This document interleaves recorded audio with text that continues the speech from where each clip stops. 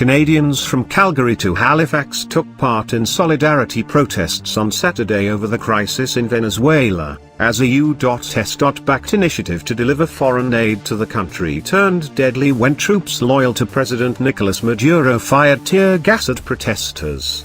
The protests come 1 month after 35-year-old Juan Guaido declared himself Venezuela's interim president, describing Maduro's election last year as illegitimate. Since then, he has won the support of dozens of governments around the world, including those of Canada and the United States.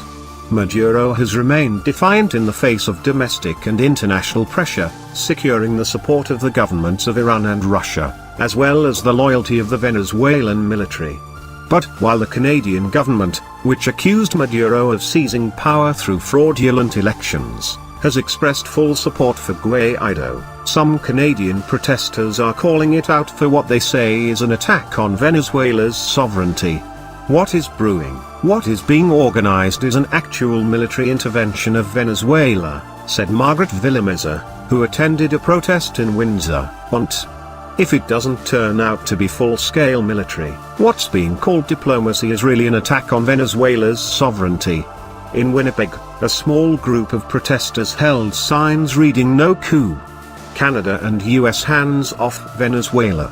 Ajit Singh, who attended a protest there organized by the Venezuela Peace Committee, expressed his support for Maduro.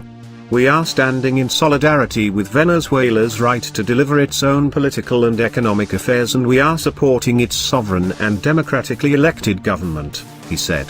But at other protests, like one in Calgary, participants who draped themselves in the yellow, red and blue of the Venezuelan flag called for more help for the Venezuelan people and the entry of humanitarian aid. Josue Ramirez, who organized the rally, said his friends and family members in the country are lacking the basic needs to survive, such as medicine and food.